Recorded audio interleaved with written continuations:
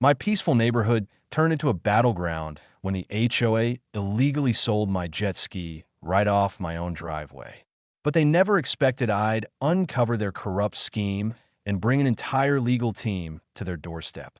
How would you react if your neighbors were secretly plotting to steal your property right out from under you? Comment below where you're watching from.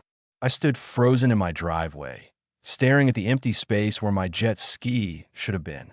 You know that feeling when something important is missing and your brain can't process it? That was me. My beautiful midnight blue Yamaha, my weekend joy, my escape from stress, was gone without a trace. No, no, no, I whispered, spinning in a circle as if it might magically appear. Just this morning, I'd wiped it down, planning a Saturday trip to the lake. I'd worked overtime for 2 years to save up for that jet ski. It wasn't just a toy. It was freedom on water. Maybe I was losing my mind. I pulled out my phone and scrolled through photos to confirm I wasn't crazy. There it was in pictures from yesterday, gleaming in my driveway, right where it had always been parked. My heart raced as I called the police. I need to report a theft, I explained, giving them my address and a description. The officer promised someone would arrive within the hour to take a report. While waiting, I knocked on my next-door neighbor Marcus's door. "Hey, did you see anyone near my jet ski today?" Marcus shook his head. "Sully, mun, I've been at work since 7. Did something happen to it? It's gone, completely gone." My voice cracked a little. That's when I heard her voice from across the street. "Looking for something?" I turned to see Linda Prescott standing on her perfectly manicured lawn, watering flowers despite the neighborhood water restrictions that had been in place for weeks. Linda was always finding reasons to be outside whenever anything happened on our street, the neighborhood watchdog who nobody asked for. "My jet ski is missing," I explained, walking toward her. "Did you see anything unusual today?" Linda's thin lips curved into what might have been a smile, but looked more like a smirk. "Oh, that noisy water machine? The HOA had it removed this morning. There's a new rule against recreational vehicles in driveways." She pronounced recreational vehicles like she was describing trash. "You should check your mail more often." My stomach dropped. "What are you talking about? What new rule?" "The notice went out last week. No recreational vehicles, boats, or unsightly equipment visible from the street. Gerald said they'd start enforcing it immediately. I personally think it's about time. This isn't some trailer park."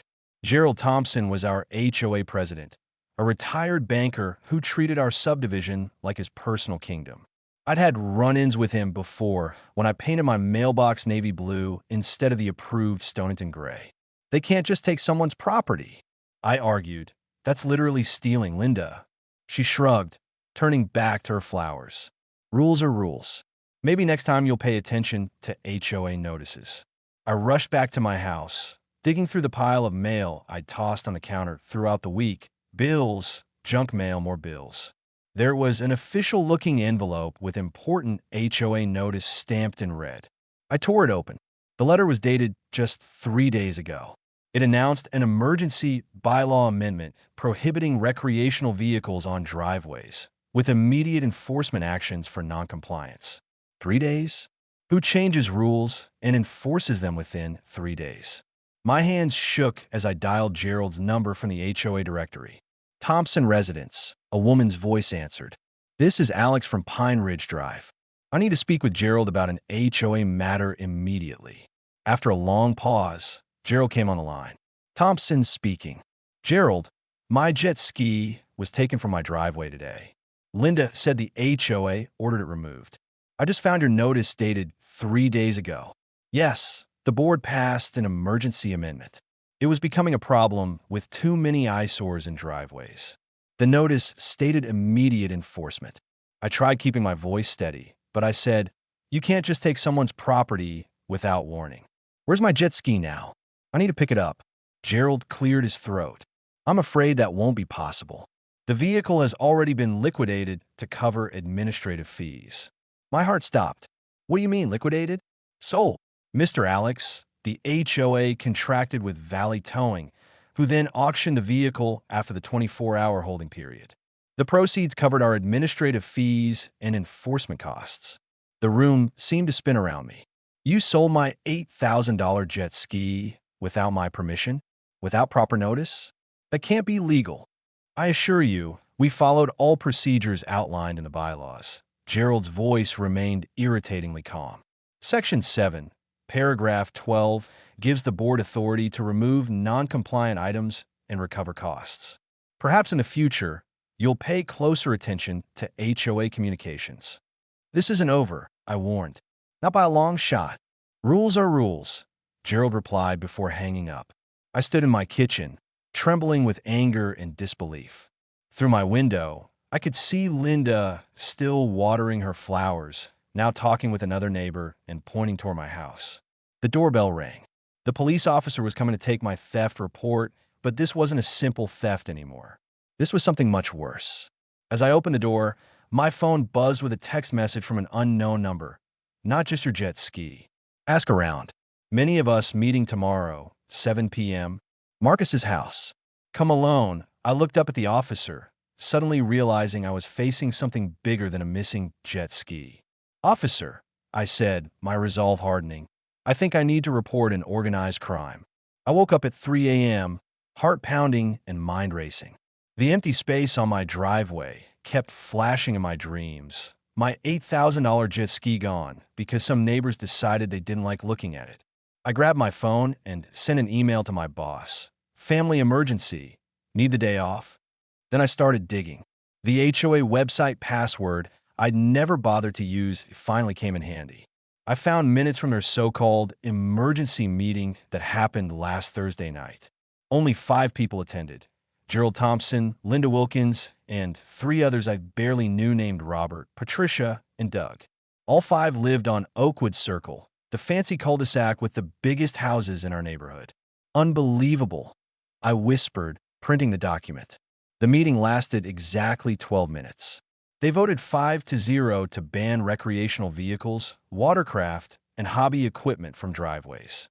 Then they immediately voted to enforce with extreme prejudice starting the next day. This wasn't how rules were supposed to change. My doorbell rang at 7:30 a.m. I jumped, wondering if Gerald was back. Instead, I found Marcus from across the street holding 2 coffee cups. Saw your lights on all night, he said, handing me a steaming cup. Everything okay?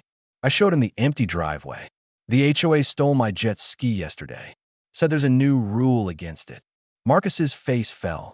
They got you too? They towed my fishing boat last month. Said it was an eyesore, violating community standards. I wanted to fight it, but I just got laid off from the factory. Can't afford a lawyer right now. Wait, I said, inviting him inside. How many others has this happened to? We sat at my kitchen table, making calls to neighbors. By noon, we had names. Jenny, 2 blocks over, lost her daughter's playhouse. Old Mr. Franklin's vintage motorcycle disappeared. The Lopez's had their camping trailer taken. The Jacksons lost their canoe. Mrs. Wilson's pottery kiln from her backyard deck was gone. 7 of us in 2 months, I said, marking houses on the neighborhood map. Notice anything? Marcus squinted at the map. None of us live on Oakwood Circle, I added. All of us spoke against Gerald's property value improvement plan at the meeting last spring. The one where he wanted to raise dues by 70% to put in fancy street lamps only on his circle. Marcus remembered that. Can't be coincidence. I opened my laptop and searched our state's laws about homeowners associations. For 3 hours, we read legal websites, taking notes and highlighting key points. Around 3 p.m., I found something that made me slam my hand on the table. Got them, I shouted. State law requires a minimum 30-day notice period before any rule changes can be enforced. Plus, they need 25% of homeowners present for a quorum on bylaw changes. 5 people isn't even close to enough. Marcus leaned forward. And what about selling your property without permission? I searched more, finding a case from 2 years ago in a nearby county. According to this, even with proper notice, an HOA cannot sell a resident's personal property without a court order. What they did is basically theft. I printed everything, the laws, the case details, the meeting minutes, and drafted a demand letter. I wanted my jet ski back, plus damages for the illegal sale. If they couldn't return it, I wanted full market value plus punitive damages. This is good, Marcus said, reading over my shoulder. Real good. I was about to drive to the post office when something caught my eye through the window. Linda was standing on her porch across the street, pretending to water plants while talking on her phone. Her eyes were fixed on my house. "She's watching us," I told Marcus, "and I bet I know who she's calling." Marcus grabbed his jacket. "I should go. Let me know what happens." After he left, I finished addressing the envelope to the HOA office, adding copies for each board member. As I was about to leave, I heard tires on my driveway. Through the peephole, I saw Gerald's shiny black SUV parked behind my car, blocking me in. He wasn't alone. I opened the door before they could knock. Gerald stood there in a golf shirt with the neighborhood logo, flanked by Robert and Patricia from aboard. "We understand you're stirring up trouble," Gerald said, his voice artificially pleasant. "Linda mentioned you've been making calls, asking questions." I kept my face calm. "I'm just trying to understand why my property was taken without proper notice." Patricia, a thin woman with pinched features, stepped forward. "The rules are very clear about recreational vehicles. Rules that were passed illegally," I replied.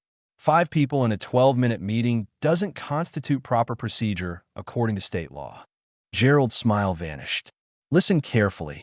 This neighborhood operates by certain standards. People who can't follow those standards or who make waves." He glanced at my house. "Well, they often find it difficult to stay." "Is that a threat?" I asked. "It's a reality." Robert spoke for the first time. "Did you know your grass is a 1/4 inch too high? That's a violation. And your mailbox paint doesn't match the approved shade." "Exactly, another violation." Patricia nodded. "We can make your life very difficult if you pursue this matter." "We hope you'll reconsider your position," Gerald added, "for everyone's sake." They turned to leave, but Gerald paused. "By the way, your jet ski sold quickly. Only $800, but that covered the administrative fees nicely." My hands curled into fists as they walked away. This wasn't about rules. The law requires 30 days minimum. People were openly talking. Now Gerald banged his gavel so hard the head flew off and rolled across the floor. Someone in the back laughed. "This meeting is adjourned." Gerald shouted, "Security, please remove this troublemaker." The security guard stepped forward uncertainly. "Before you do that," I said calmly, "you should know I've already filed a police report for theft. Anyone who helps cover this up becomes an accessory." The guard stopped in his tracks. I quickly handed out copies of my research to nearby neighbors. "Check your bylaws, folks. Page 18 states all rule changes require a majority vote of all homeowners, not just the board." Gerald was now standing, pointing at me. "You'll regret this. The HOA can place liens on your home. We can force foreclosure." His threat hung in the air. Several people gasped. He just admitted what this was really about: intimidation and power. Did everyone hear that? I asked, looking around the room. That sounded an awful lot like a threat. An older man stood up from the back row. "I've lived here 20 years, and I've never seen such abusive power. My name's Frank, and they took my restored 1965 motorcycle last week. They said it was an unauthorized vehicle. I've had it parked in the same spot since before this HOA even existed." More people started standing, sharing similar stories. The meeting had turned into something Gerald couldn't control. "This is over," Linda shrieked, gathering her papers. "You're all in violation, all of you." As the board members hurried toward the exit, a woman in a crisp blue suit approached me. She hadn't spoken during the meeting, but I'd noticed her taking notes. "That was impressive," she said quietly. "I'm Sophie Winters, attorney. I've been investigating this HOA for months after they tried to find my mother for having a bird feeder." My eyebrows shot up. "A bird feeder?" "Gerald hates birds," she explained with a small smile. "Look, you've done great research, but they're going to come after you hard now. They have lawyers on retainer." "So what should I do?" I asked, suddenly aware of how deep I might be getting. "Meet me tomorrow. Bring everyone affected. I think we have a class action case here." She handed me her card. "Don't discuss this with anyone on the board." As the room cleared out, I noticed several neighbors giving me thumbs-up signs. Others avoided eye contact, clearly afraid of picking sides. Marcus and I walked to our cars, feeling both victorious and nervous. "That went better than expected," he said. "It's just beginning," I replied. They won't back down easily. I drove home carefully, checking my mirrors. 2 blocks from my house, I noticed a silver Mercedes pull out behind me. Tom's car. He stayed 3 car lengths back, not even trying to hide the fact he was following me. When I pulled into my driveway, he drove past slowly, staring at me through his window. The message was clear. They were watching. Inside my house, I double-checked all the locks and closed all the blinds. My phone buzzed with text messages from neighbors. I barely knew some, offering support, while others warned me to be careful. I was about to call Sophie when I heard a crash from my living room. I rushed in to find glass everywhere and a brick on my carpet. Wrapped around it was a note. Drop it or else. My hands trembled as I picked it up.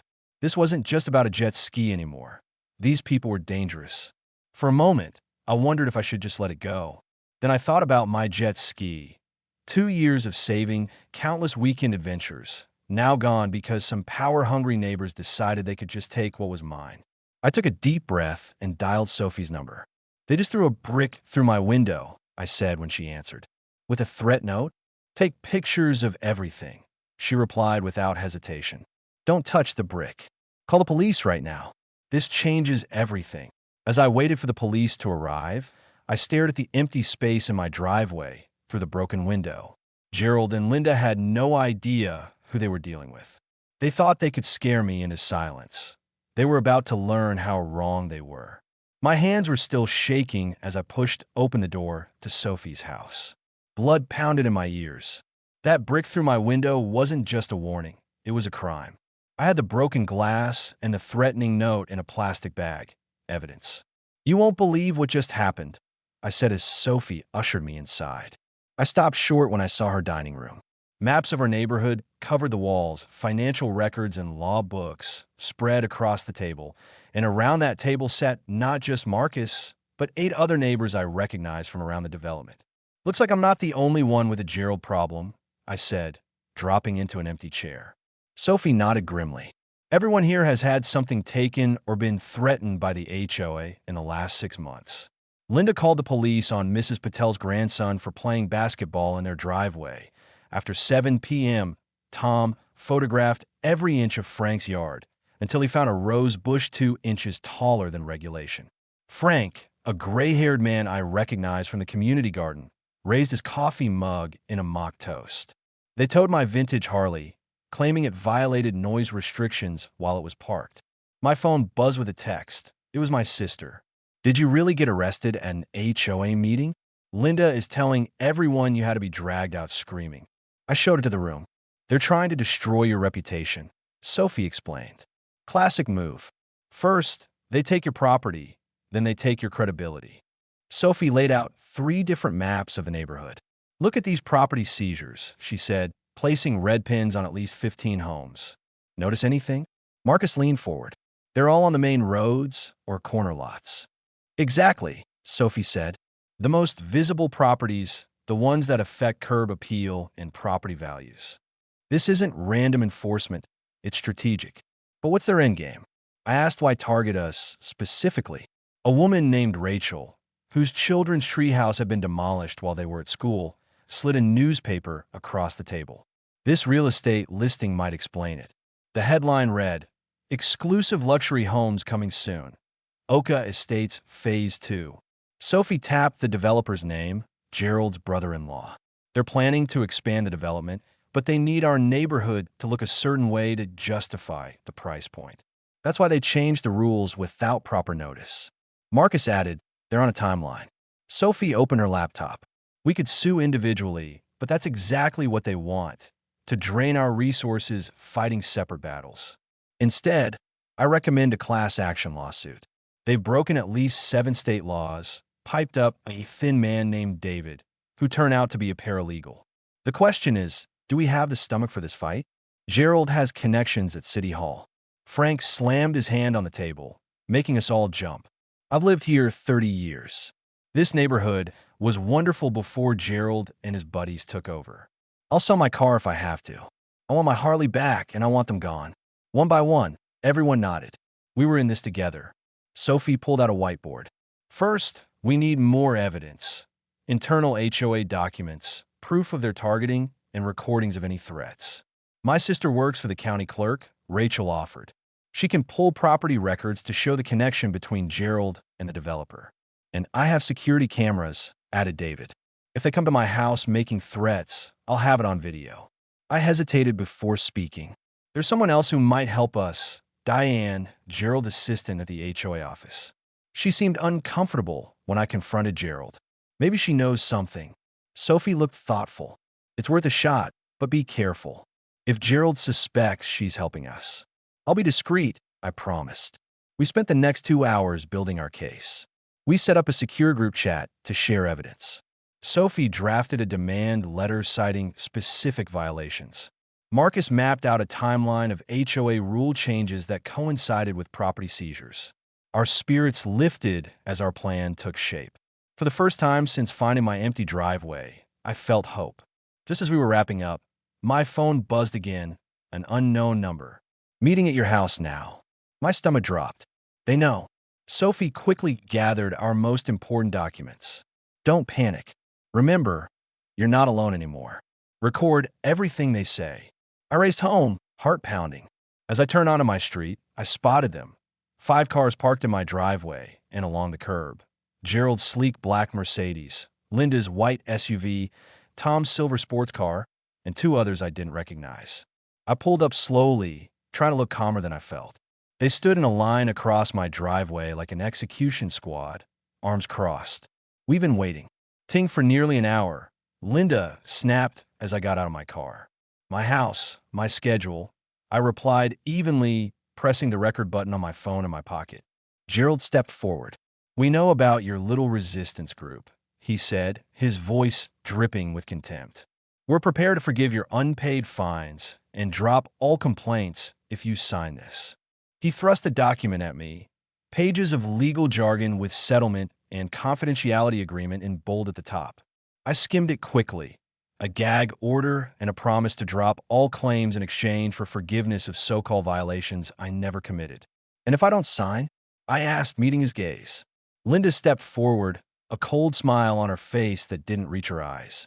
We've already voted to place a lien on your house for multiple violations.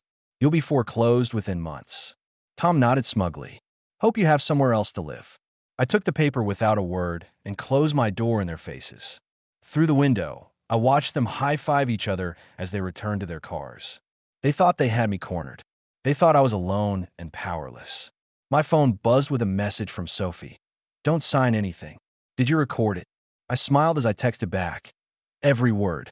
And you won't believe who just pulled up across the street. Outside, a news van with the local station's logo had parked directly opposite my house. The reporter was setting up a camera pointed right at Gerald's Mercedes. They had no idea what was coming. I woke up on court day to find my yard filled with news vans. This is Diane Jackson reporting live, where homeowners are fighting back against what they call HOA bullying, said a reporter right outside my window. My phone buzzed nonstop with texts from neighbors. This was bigger than I ever imagined. Are you ready to face them? Marcus asked, adjusting his tie as we walked toward the courthouse steps. More than ready, I replied, clutching our folder of evidence. Look who's waiting for us. Linda stood with arms crossed, whispering to Gerald. When she spotted the cameras following us, her face turned dark red. You brought the media? How dare you make this public? She hissed as we passed. I stayed quiet, remembering Sophie's advice. Let your evidence do the talking. Inside the courtroom, people packed every seat. The judge, a stern woman with silver hair, called us forward. Sophie laid out our case with perfect calm. These homeowners had their property stolen by people drunk on power, she said, showing photos of my empty driveway. And we have proof. The real shocker came when Diane, Gerald's assistant, walked to the witness stand. Linda gasped out loud. Gerald dropped his pen. I've worked for the HOA for 8 years, Diane testified. They specifically targeted homes of people who disagreed with them. They sold the items and split the money. It's all in these emails. Gerald jumped up. She's lying. Sit down, Mr. Thompson, the judge ordered. Your emails speak for themselves. The judge announced her decision. I could hardly believe it. The HOA board was removed immediately. We would get triple the value of our stolen things, and, best of all, a full investigation into where all the HOA money had gone over the past 5 years. Outside cameras surrounded us as Linda pushed her way toward me. "You've ruined everything," she shouted. "Our property values will crash because of you." I smiled calmly. "Actually, Linda, houses sell for more in friendly neighborhoods without unfair rules." 2 weeks later, I watched from my porch as moving trucks pulled up to Linda's house. My brand new jet ski sat proudly in my driveway, bigger and better than before. Frank waved from across the street, polishing his returned vintage motorcycle. My phone rang. It was Sophie. "Got a minute?" she asked. "The financial investigation found something in the HOA accounts. You need to see it right away."